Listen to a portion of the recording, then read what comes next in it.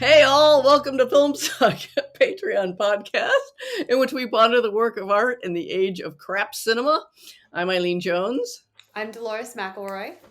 And today we're rounding out 2024, a rough year cinematically and otherwise, with Robert Eggers' new film NOSFERATU, which is not so much a remake of the 1922 F.W. Murnau classic, the legendary silent film NOSFERATU, but that is the film that inspired Eggers' imagination since he was a child, and he saw just an image in a book of NOSFERATU and of the NOSFERATU figure played by Mashrek, and has been working on it basically ever since. Did a teenage stage play, all in black and white, that included painting himself and the other characters black and white. So it's been a big goal of his to make this film for forever.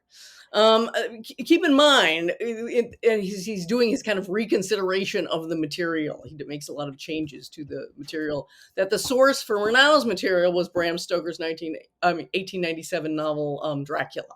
So that's why it seems so familiar, the material. It is stolen. He did not have the rights. He stole them without the consent of Bram Stoker's widow, who sued him. The court ordered that all the copies had to be destroyed. Some were salvaged, which is a good thing since it's a masterpiece, and that's why we have it today. But it was a very contentious one. But keep in mind too, Bram Stoker's inspiration came from a lot of Eastern European folklore, and just bringing it full circle, Eggers goes back to a lot of those folkloric traditions to get a lot of source material for this new version of NOSFERATU. Just to note, the film is doing very, very well at the box office, though NOSFERATU isn't exactly the most obvious film to open on Christmas Day.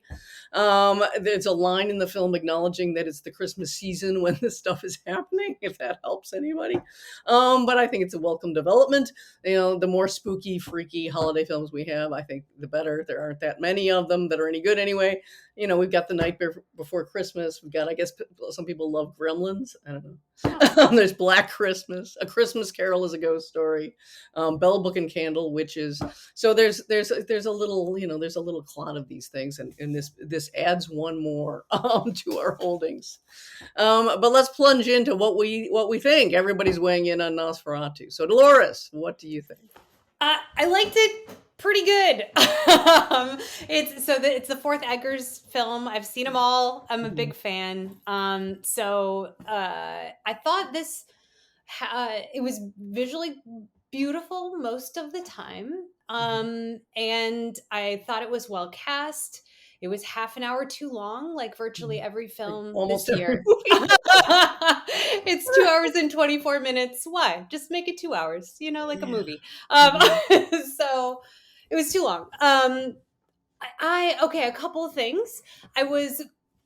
It both departed too much and not enough from what's already been done. I'm sorry. Is that correct thing to say? I don't know.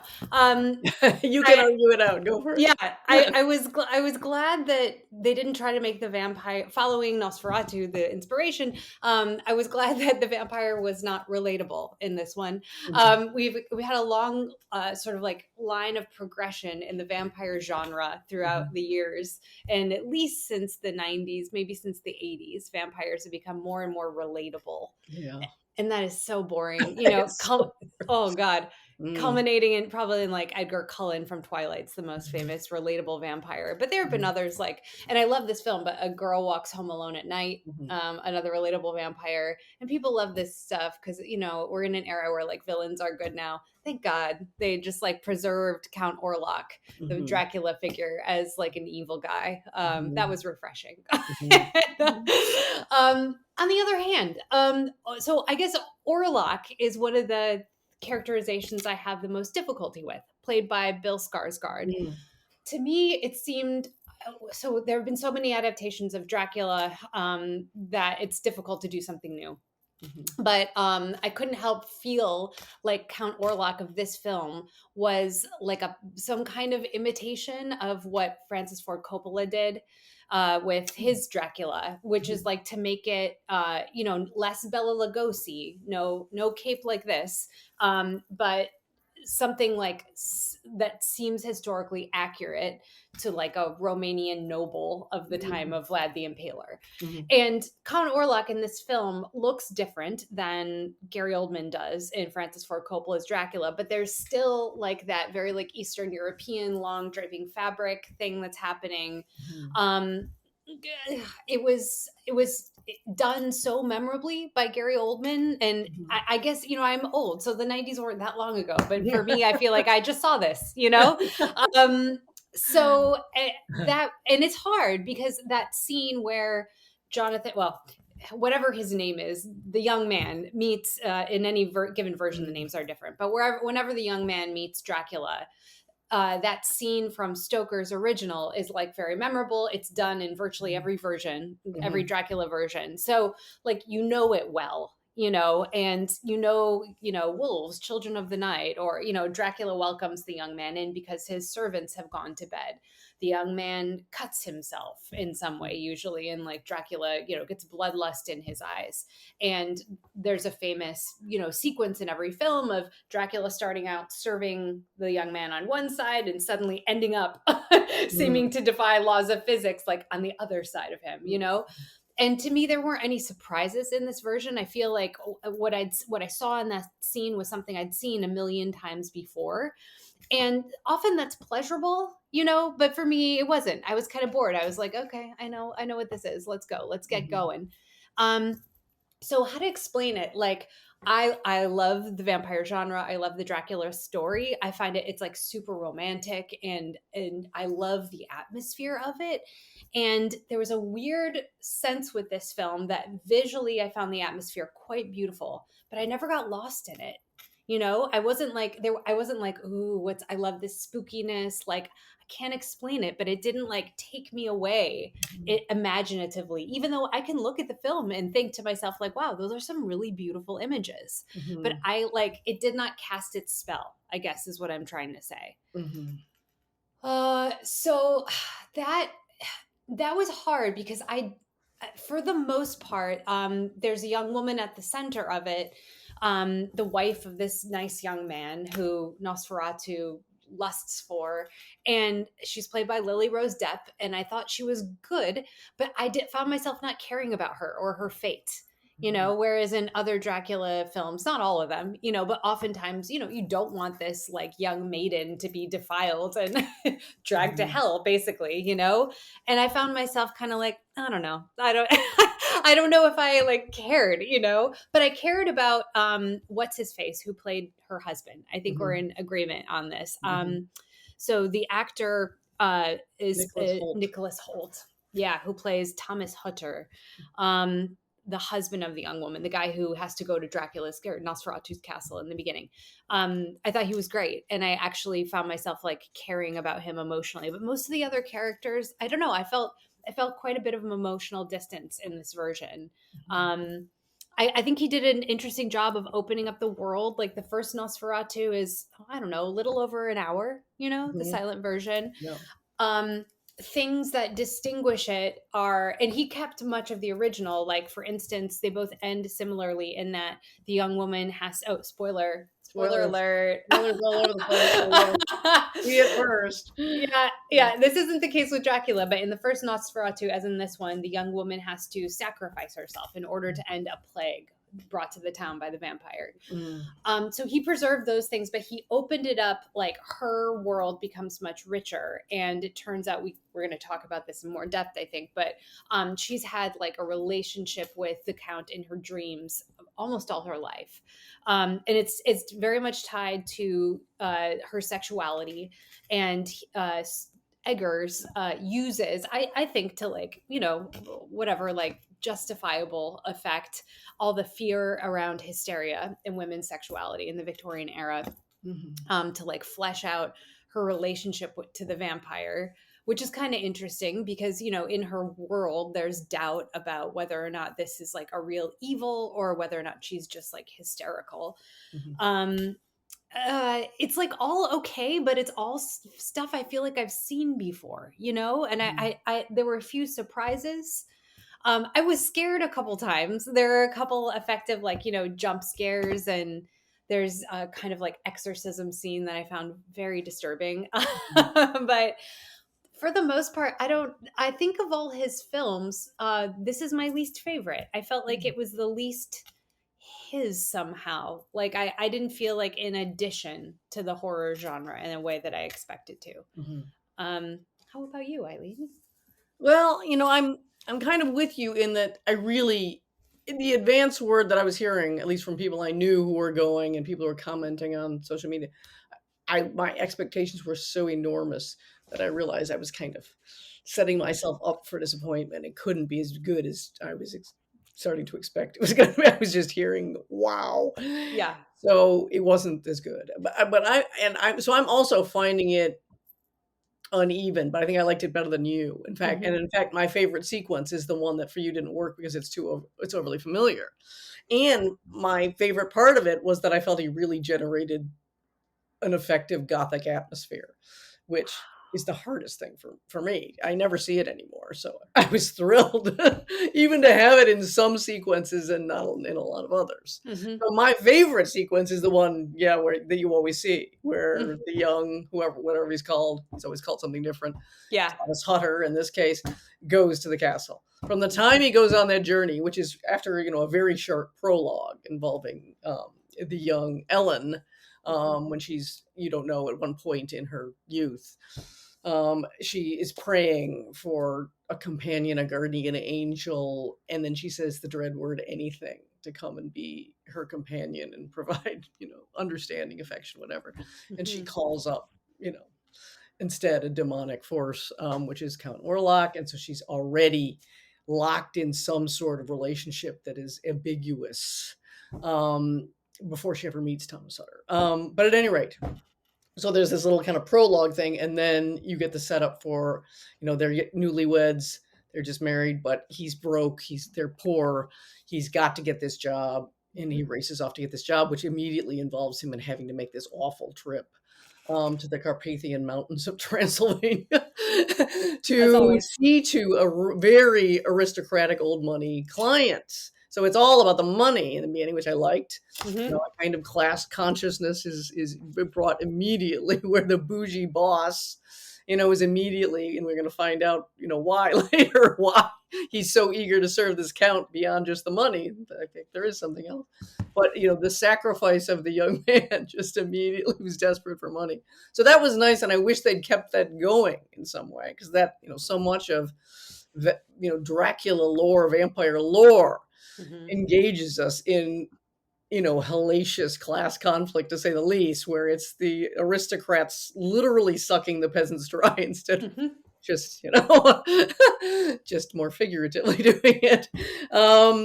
So at any rate, but as soon as he goes on the journey and gets into the disorientation of the Carpathian Mountains, and it's a very harsh landscape, and he's trying to find his way, and then getting to the castle, and there are just some shots that to me were just like wonderful.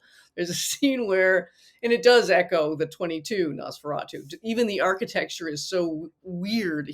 We're now succeeded in finding medieval architecture that was just amazing. And it's just so like when the pointy-headed vampire comes through the pointy arch, and you're like, wow! Well, he doesn't do that here. He's not trying to imitate Max Schreck, the actor who's playing Nosferatu, and he looks so weird. The rumor started that he must have been a real vampire, Max Schreck. Is amusingly dealt with in a movie starring Willem Dafoe as Schreck, as pretending that he really, it represents that he really is a vampire. If you see a movie called Shadow of the Vampire from the year 2000, it's very funny. At any rate, so he comes into, he's already taken a ride in a phantom coach, where he's got the option of stepping into this black coach where the door opens by itself, or, continuing to stagger through a wintry, desolate landscape. So he gets in, and it does a wonderful job of kind of conveying the kind of addled state that you'll read in Gothic and Victorian literature.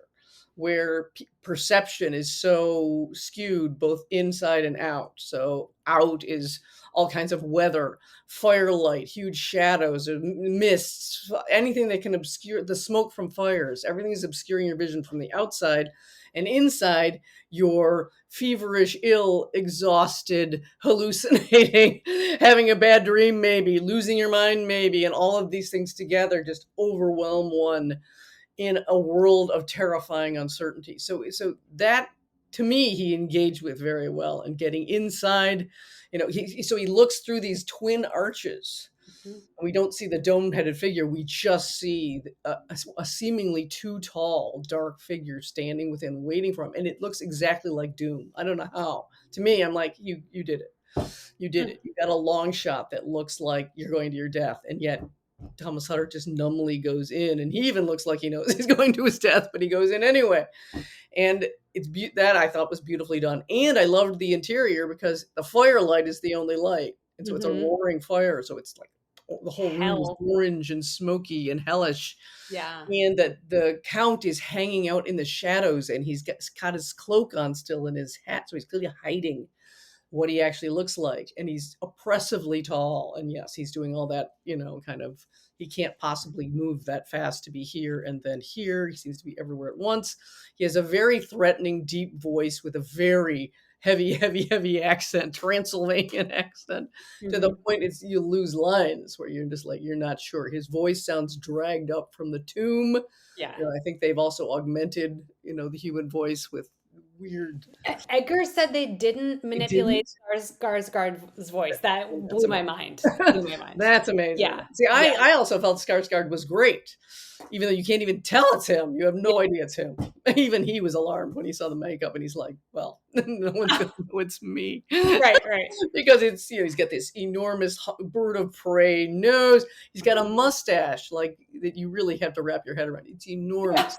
But it's right out of the one portrait we have of Vlad the Impaler, as we call him now, Vlad Dracula, Vlad the Third of a Romanian, ruler.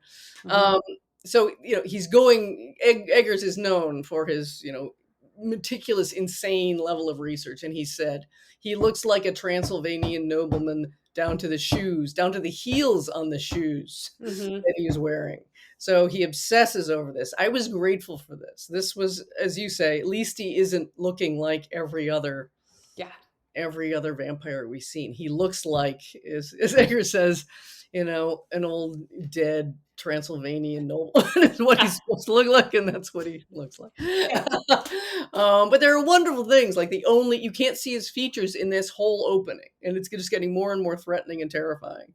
As Hutter just can't even adjust to what is happening to him.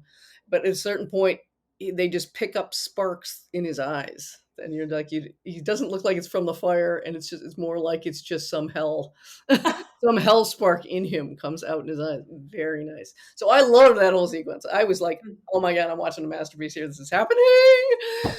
But so I had the opposite reaction of you.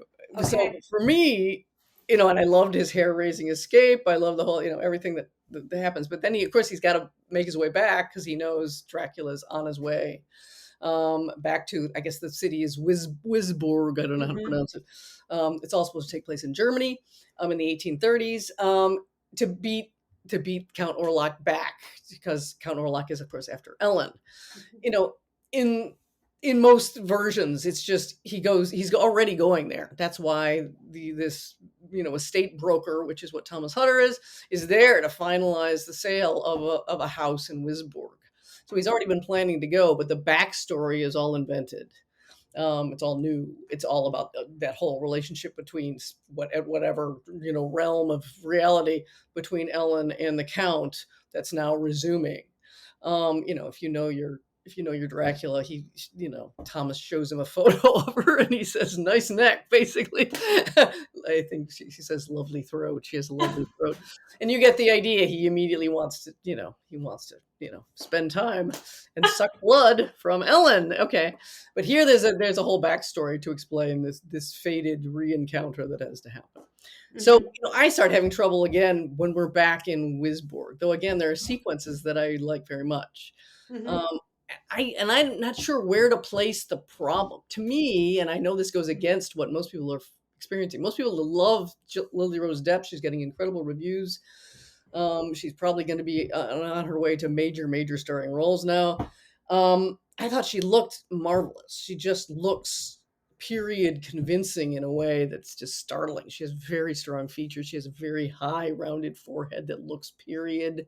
Mhm. You know, put her in those 1830s, that most unforgiving hairdo ever. Oh, yeah, that Melanie Wilkes, like, Horrible, flips down yeah, near thing and then gets piled up and back. She's got strong enough features she can even carry that and look yeah. good. So appearance-wise, she couldn't be better, Mhm. and she does very convincing work in having these kind of going into these seizures, these fugue states. No one knows what's happening with her. Ultimately, they're going to suspect she's it's a case of demonic possession by Orlok.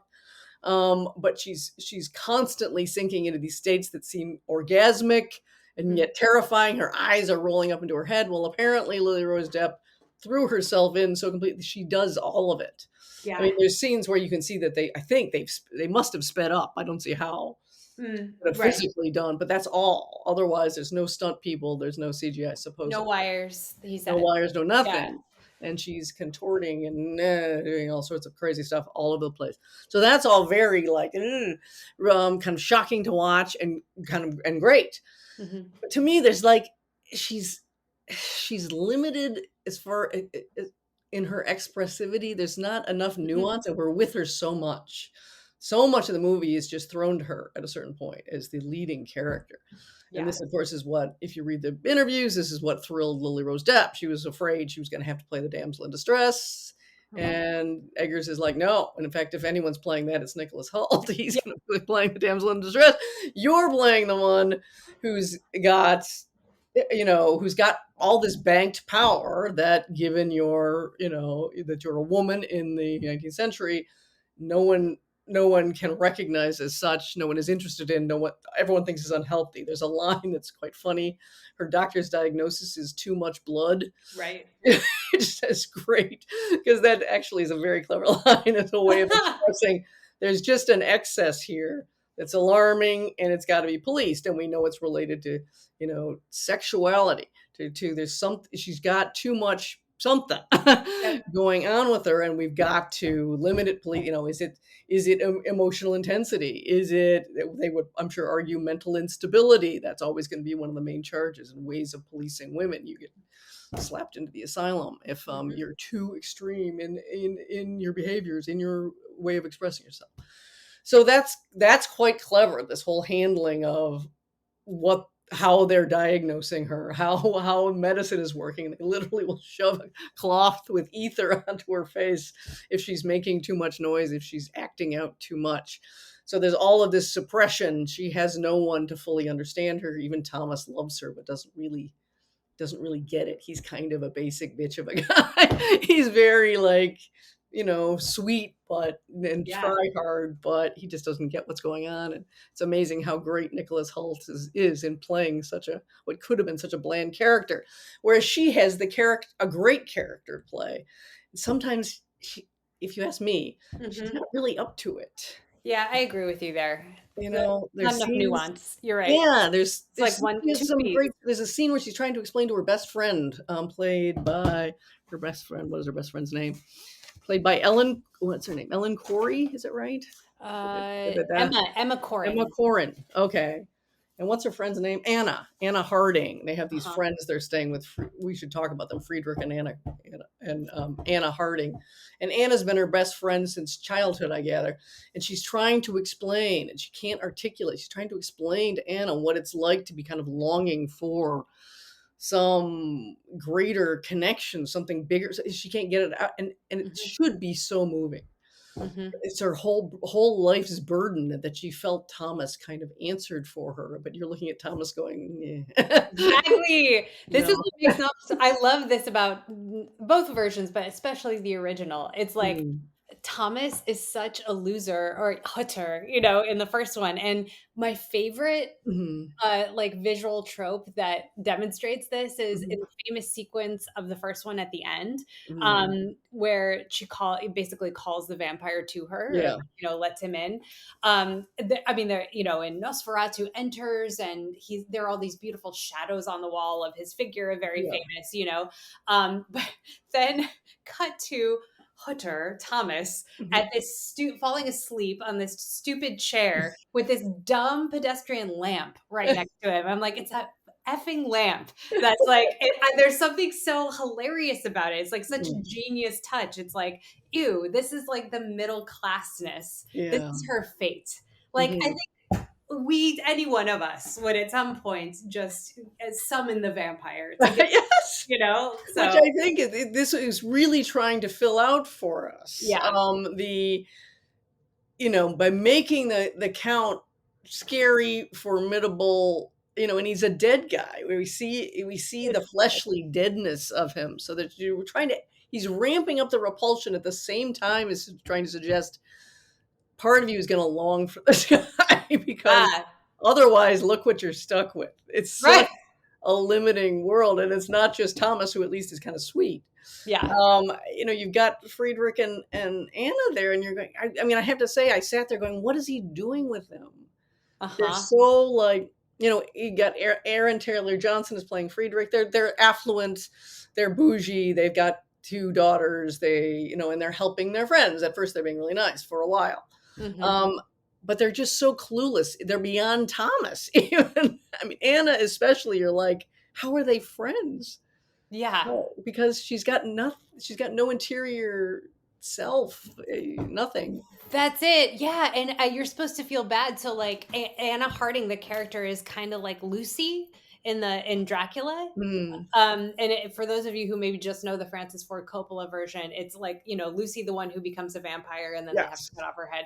And the Yes. creepiest scene in the movie is of her in her wedding dress. Yeah. But, and Absolutely. yeah, So yeah. But I was expecting that to happen. I was expecting, and I thought this is gonna be great. This is gonna make this character because she's the most China doll. Nothing. She's the ideal of the time.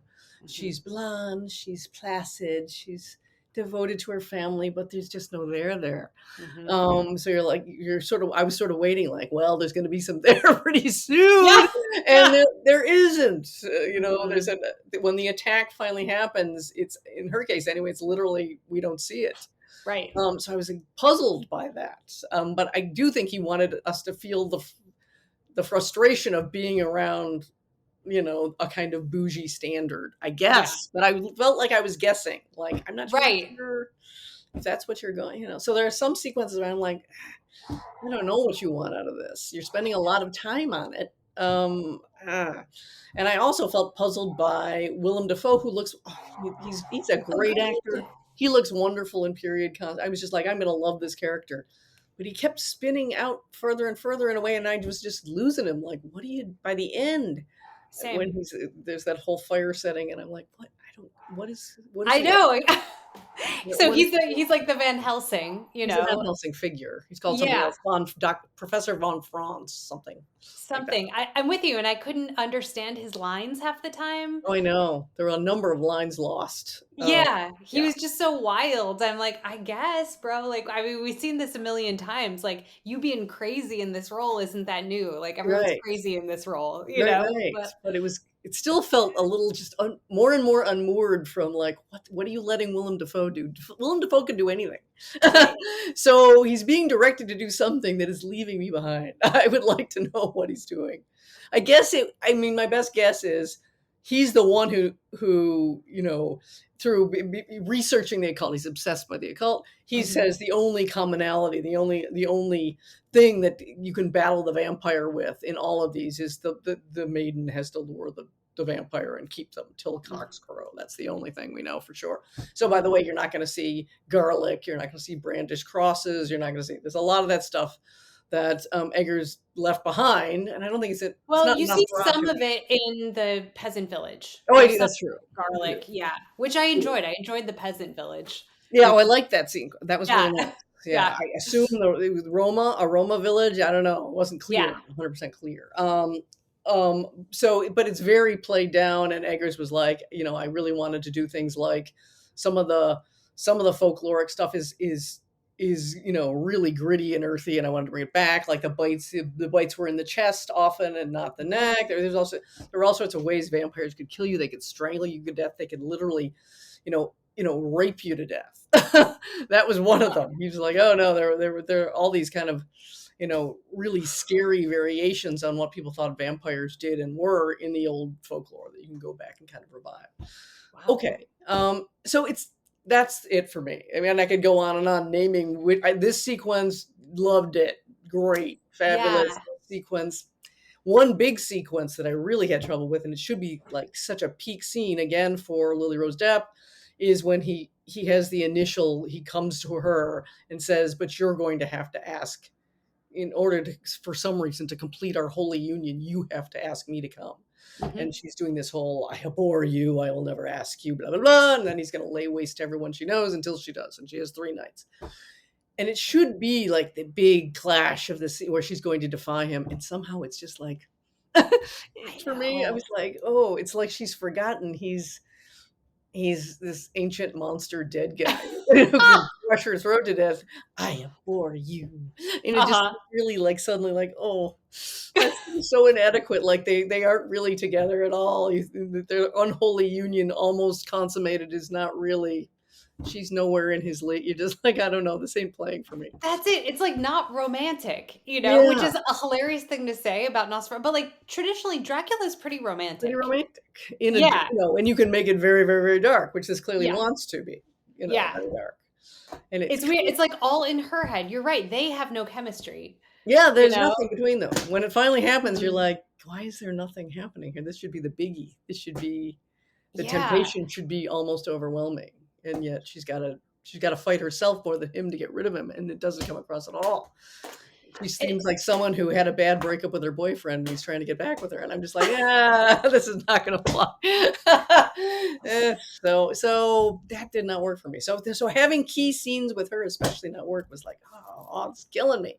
Yeah, and it's the original handles it really well, because obviously it's kind of funny to say like Nosferatu from 1922 is sexy because Count Orlok is such a goof. I mean, he's like such a goofy looking guy with like ears and the skull and and I mean, it should be noted. So he's like a really like outrageously anti-Semitic stereotype of a monster. I appreciated how this one and its emphasis on making the monster look more like Vlad the Impaler skirted that. It handled that well. But as hideous as the monster himself is in the first version, the filmmaking is genius, because when Ellen calls him in or opens her window, which is implicit, they handle his approach to her by having you just see the shadow of his hand come over her white nightgown, and you like crawl up her face, and that's erotic, in itself, even though that the body making the shadow is hideous. Like it's she's like being like, defile me, and this doesn't have the, even though you see like everything, his disgusting body and her like virginal, well, she's not virgin, but like her naked form, it's like you're like, I don't want to see that. I know. It seems too literal, and it's not scary, and it doesn't even have the thrill of disgust that like Herzog got. Herzog just emphasizes his little rat face in Shadow of the Vampire. Beautiful Isabella Gianni like lying there dying / dead, and it somehow is just like he got it exactly like and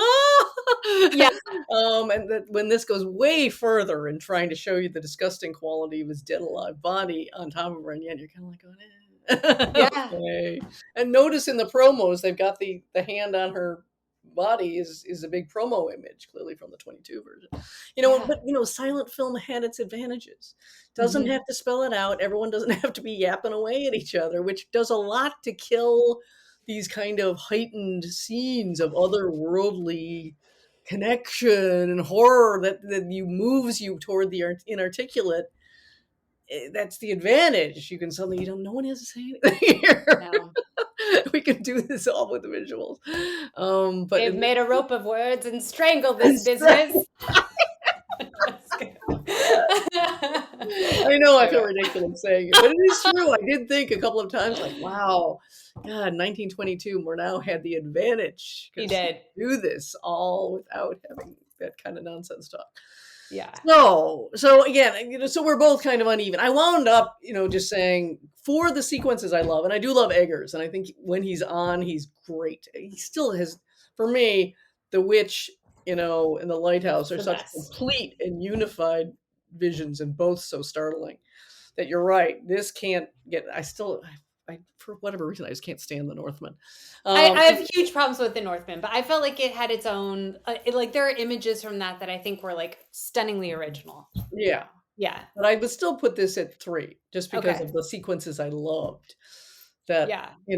but I have to say, I've been waiting for this for so long, since I was reading about it when I was, right after The Witch, and going, oh my God, he's going to make Nosferatu. Oh my God. Even though normally I'm against anyone taking a masterpiece and remaking it. But I was so excited that it's just like, but I still have to say, there's certain sequences I loved so much that I'm like, there's like some wonderful things he does.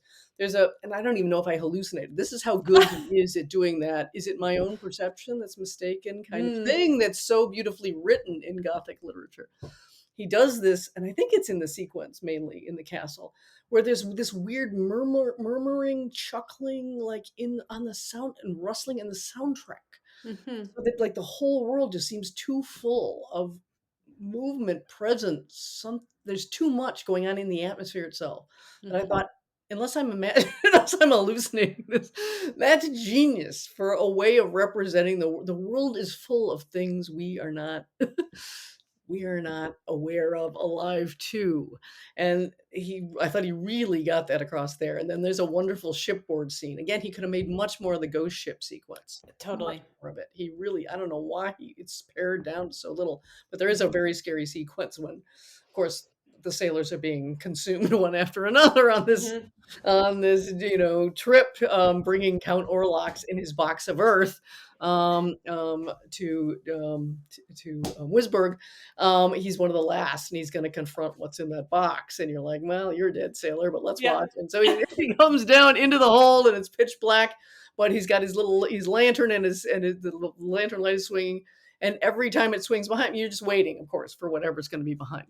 But you just get the constant impression before there's anything of the whole, again, that sense of every space is too full of whatever. Yeah. And it's about to emerge. So that's the greatest strength of the movie to me, that he really, in certain sequences for me, nailed down something that normally I've only ever seen conveyed really well in writing. So I thought that was exciting. So anyway, so I'm still calling it a win. I'm still calling it one of my favorites of 2024, but boy, uneven as hell. I'm with you. There are things I really remember. The ride to the castle, the forest, in the Carpathians. Yeah, that's really beautiful. I think there was too much emphasis on Ellen's character. Isn't that weird to say? Because on the one hand, it seemed really promising, but I don't know that it really comes off. I agree. And it's the bourgeois world. How to say this? The bourgeois world actually didn't seem half bad in this film. I think that's the real problem. Is like, it looked awfully cozy. And you're kind of like, well, Ellen, what's your problem? Like, you've got this nice husband that you have a good sex life with, and your friends are dull, but they've got good liquor, and you're all, I don't know, cozy, and at least for a long time they're being super generous and they're being super nice. So it didn't, I don't know, it didn't come through. Like, I wasn't dying to escape it, as I often am in these films. Which again is why I keep reaching for, I think we're meant to look at Anna and Friedrich and feel them as sort of vapid and stifling.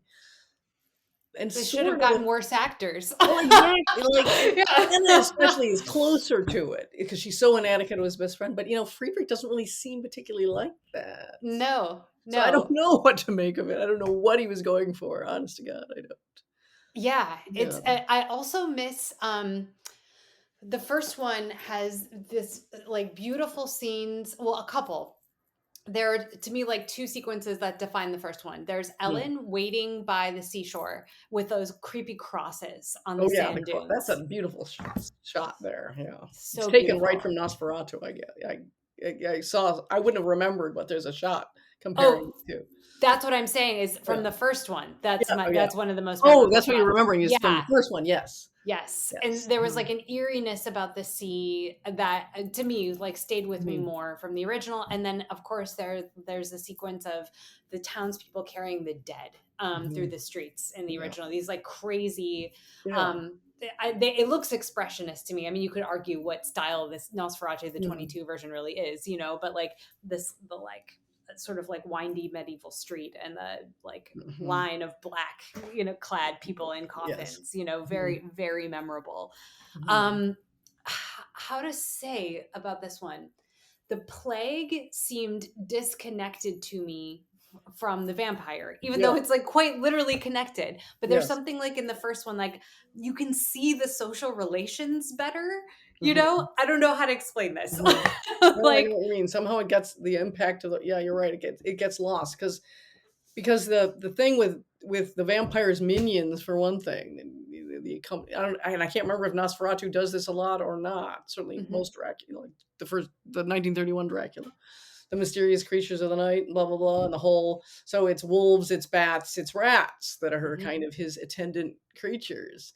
And here it's like, well, there's shipboard rats that come over with him, and somehow, and you're right, they're presented as having the plague, and later one of the main characters is going to be attacked by rats, mhm, and you're supposed to, of course, know, well, that's just Orlok in another form, mhm. as well as they're well known as plague carriers. But yeah, it's supposed to be an intimate connection of there literally can be his stand-ins at any given time, and it doesn't. I don't know why it doesn't come across the way It's he so shoots confusing. them. Yeah, exactly. Like, okay, there's this sequence I think about all the time from the first one. I don't even know how to interpret it. Mm, Um, After the plague gets loose in the city, there are mm, young men running through the streets, and then they run into a field and they attack a scarecrow. mhm, It's like so stunningly beautiful just to see mhm, all these young men come and like basically tear this scarecrow to shreds, mhm, And there's mhm, something in that of like the vampire is the, I don't know, it's the figure that must suffer, e- for the misfortunes of the mhm, mhm, townspeople. And I always liked it because there's like a doubleness about that. Like, of course, it is a like a leeching power of the aristocracy. It's mhm, also the status of the outsider, mhm, which the vampire's always been, like mhm, foreigner, queer, whatever. mhm, And how to say that ambiguity, yeah, it's not in this, but it's also not in the original Nosferatu in the way that, like, unlike Dracula, mhm. Nosferatu doesn't attend parties. Right. He doesn't. He doesn't like circulate amongst the nobility. But Mm, just that one scene from the Murnau film encapsulated all of that. It's not mhm, even a scene; it's a shot. You mhm, know, um, I can't, and that to me wrapped everything up. It's like, okay, this is the city's relationship to the monster. Here, we have mhm, a shot that encapsulates that. mhm. We don't have that here. Right, right. So it's like a certain, I don't know, like elegance is lost because it takes so much more. And we don't even get to the point. you Mhm, know, I don't know. It seems like a minor quibble, but I feel like, yeah, I feel like in this version, there's just more stuff for less mhm. impact, you know? Yes. Because yeah, because some of it never comes together in a way that where you can feel the relationship of one thing to the other. Yeah, that's right. Yeah. You're right. It's like he's got a bunch of wind up toys and they're all walking in different. So you got Defoe going crazy in a kind of isolation of just like what and the whole backstory with him. He's been, what do you call it when a doctor is stripped of Oh, yeah. his Credentials or, credentials, yeah. because of his, investigations into the occult. So, and you don't know exactly how crazy he is, or if he's just a perfectly sane, the person who actually knows what's going on, which is Yeah. usually what it is. He seems a bit crazy, but then everything he says is demonstrated to be right. So, but in this case, he keeps getting crazier in his actions the more he's being proven to be right, but for reasons that are not 100% clear. Um, Right. the rats don't seem as related to Dracula as they need to be. It just seems like, oh, well, I don't know, just, they got off a plague ship and they're rats. It's just Yeah. in the normal course of events. They came off a ruined ship and at the same time Orlok came up. It just, Right. yeah, somehow he doesn't bring them together. Uh-huh. And what else? The bougie couple versus our couple, who are Mhm. the much poorer couple. You just there's sort of it's all kind of floating around in a design, and we Mhm. can't ever see the design all go whick and Yep. come together in a way that would be like, oh, That's it. a whole that satisfies. I think that's right. Yes. Yeah. Yeah. And there's also the ending. There's the decision made in this version to have the body, to have the monster just kind of like shrivel and remain, instead of in the first version, he kind of goes poof when the Yes. light hits him, Yeah. Yes. He evaporates in the light. Yeah. which is interesting. I mean, there is kind of a striking image at the end with his like wizened, monstrous form, which is just Form. like lost weight. He looks like he's like, I don't even know, a month in the grave, Yeah. or Yeah. something. Um, Yeah, and on they do top the of her, overhead shot, that kind of, almost Japanese art image of the couple entwined, but it's this nightmare couple. Yeah. right? Which is kind of cool. That's kind of Yeah. memorable, Yeah. But I don't know. Yeah, there were a lot of there was like a lot of excess, and you're right. Mm. It was lacking the like. I just wanted to like cinch the seams, Mhm. you Yeah, know. yeah, yeah, yeah. Yeah, yeah, too bad. Yeah, yeah. It's not the worst, It's No, totally worth no. seeing. You should go see it. You should go see it. It's lavishly done. It's thoughtfully, there's so much effort, you can just tell, Yeah, and work and thought that's gone into it. It is. It's a unique thing on its own that sort of can be a companion piece to not only the older Nosferatu, but many others. yeah. It will make you think a lot and all that jazz. And again, some super sequences and some great performances. But it somehow does not cohere. It's so sad to say that. I mean, I I really know. mourn after all this time looking forward to it. So sorry. I It mean, did. it's so weird. The witch just works like you're just like watching the witch going, God damn, every single moment works, works, works, works. It's Yeah. just built perfectly.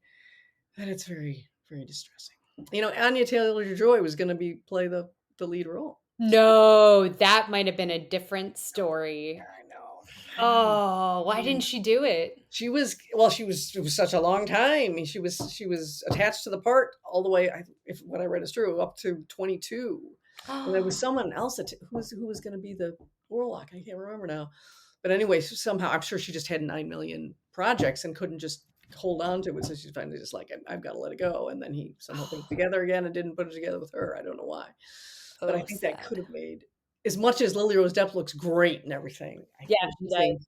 Anya Taylor-Joy is the more accomplished actor. So Indeed, that might have been a different story, and then everything might have made more sense, because at the end of the day, I kind of was like, "All right, what is it with with the female desire here?" mhm, You know, I don't know. It's weird that I can't explain it. What is my problem? Like, I'm trying to compare her to Winona Ryder in mhm, Dracula.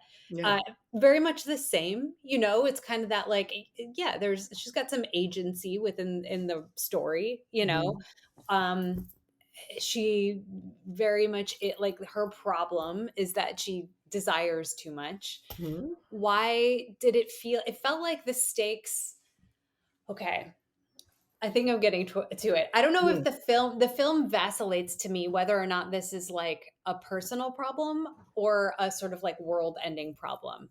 It mhm, speaks in apocalyptic terms sometimes when she mhm, references her dreams, and it's like she sees everyone dead, yeah, and obviously that's the plague, but it mhm, feels intensely personal at the mhm, end.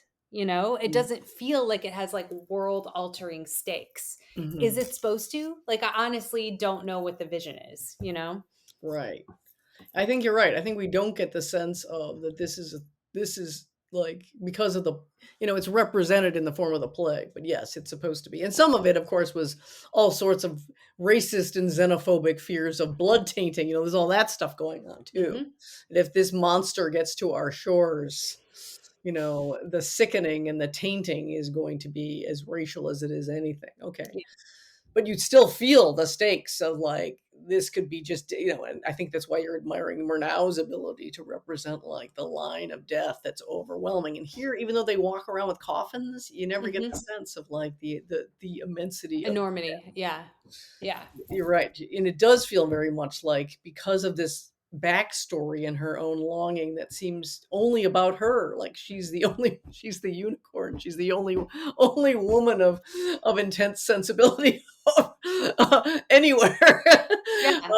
Which certainly can be what it feels like, but yeah, it seems to be just like a drama of hers playing out, that I think he's trying to make be a commentary on the society, clearly is. Mhm. But it's somehow maybe it's overly familiar. The whole corset thing. She's got to be Mhm. ultra corseted. She's got to be tied to the bed. She's got to be when she's having seizures and things, or what they think of as seizures.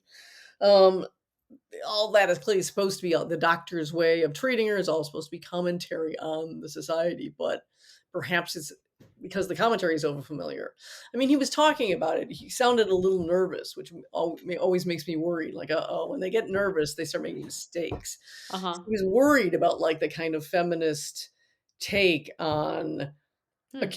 like a character like her, and I think he wanted to build up the character in answer to, especially of Stoker era, written Mhm. accounts of the woman and the disapproval of the passivity of the character and everything else.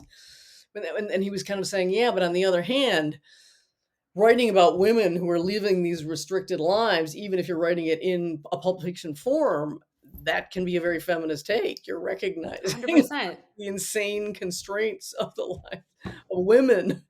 Um, so he seemed to be kind of waffling between these two. Now we've always got to have agency. You go, girl, Mhm. literally. But at the same time, the story demands that it's going to be about, you're constricted. You can't move as you want, love as you want, experience anything as you want, because you're always going to be hemmed in and policed all the time. So I think Mhm. he's somewhere between the two. That makes sense. And That why it's confusing. yeah, Like, yeah, I think whenever I mean, my own feeling is like you just have to trust that the genre endures because it's speaking to a truth. exactly. And It if will die out if it's no longer, yes. seeing people. It will be gone. And the truth there is that, like, yeah, women are constrained. They are punished for their desire. It is figured as terrifying. Yeah. And yeah, there's a critique in that if you are a analytical person. Mhm. But it's like I think if you, and I don't think this film labored too hard to spell it out. I don't, but I can Mhm. see what you mean. Like it in the creating or the sort of like opening up of the character, it didn't have a solid direction. I think that's what I Yeah, feel. I'm like, maybe. what is this? Is this Yeah. you personally, or do you have the power to like end the world or save it? Mhm. Like I don't know. It didn't know, because I think, Mhm. yeah, that makes a lot more sense now that you've said that. Yeah. Um, I don't know. I mean, I hear this all the time from my student. Actually, I just had a student writing a horror film, like Mm. like an avowedly, from her perspective, feminist horror film, and it was about um uh like a woman talking with a demon about like not wanting to be pregnant. Mhm. And class, maybe I shouldn't this is not my story. I won't talk about that. Mhm. Sorry, you know what? I'm not going to share your story on my podcast. Um, anyway, the point of it was, I Mhm. don't think it's every script's job to like give a morality lesson. Like horror is interesting because people are ambivalent about things, Mhm. and it speaks to, I don't know, the fear in general around female desire. And it's like, Mhm. enough. Like, even if she is punished in the story, yeah, that's what the world is. Mhm.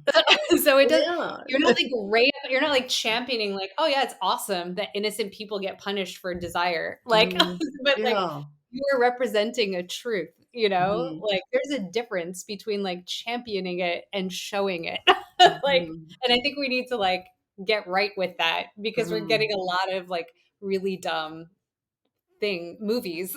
This isn't a dumb movie, but I just Mm, think that whatever is like weird about it comes out of this confusion about mhm, like, are you showing a truth or are you like endorsing inequality? And it's like, no, mhm. we're just showing a truth, you know? Right, and that was the greatness of so much of Gothic female-centered Gothic fiction is there's such great portraits of women just being tortured by their lives. Hmm. Their lives are torture, and it so often involves being restricted to a house, usually where you're being menaced, which is not at all far-fetched either.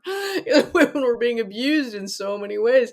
So all of those portraits just add up to such harrowing accounts of what they're just built right out of the lives women were actually leading. Right. So it seems like, especially with his, obsession with researching everything he does, it seems like he couldn't have done better. I wish he'd gone way further.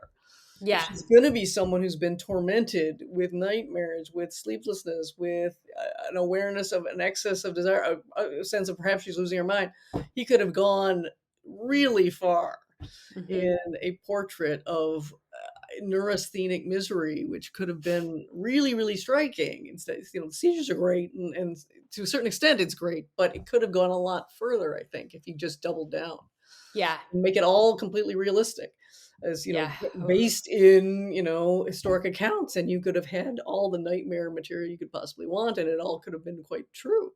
Yeah. Um, yeah, so that seems part of the problem. Yeah. And then having a secret life, when she confesses, that's another scene. When she confesses, this is my secret.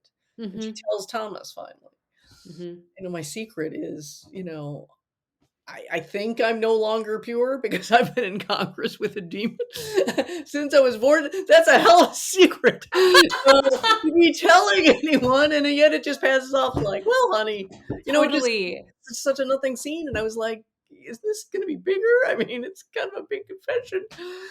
Yeah. Anyway, Yeah. it's So making it sound worse the longer I talk, I should no. say.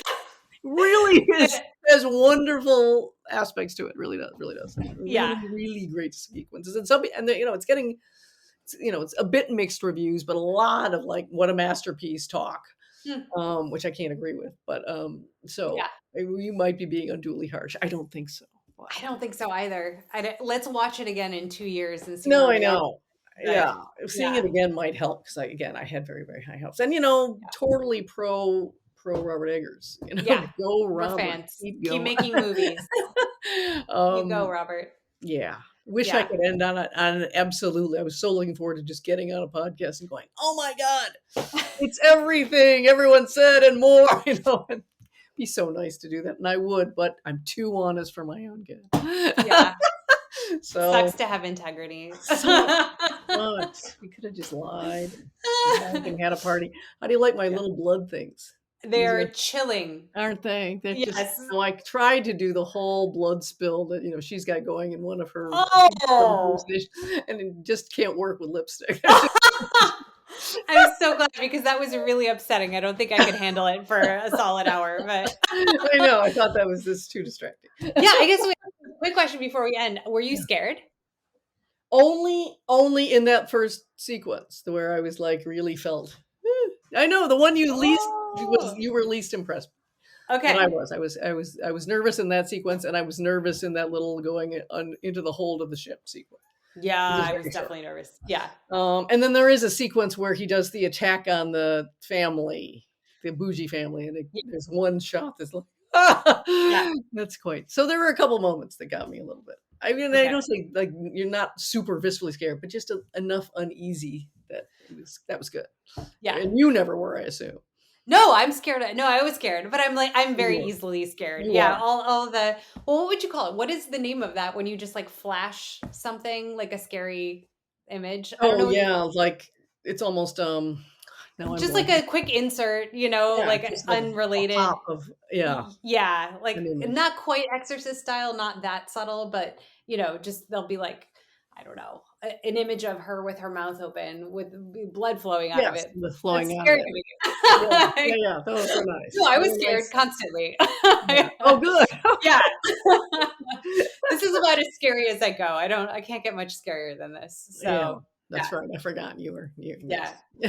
I'm a fraidy cat, but yes, you are. whatever. Yes. Yes, but your mileage may vary as always. So. Yes.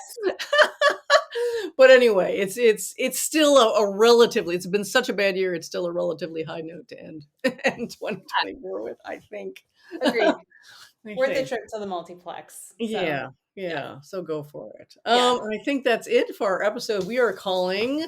What are we calling it? Nosferatu, Robert Eggers' Dark Dream.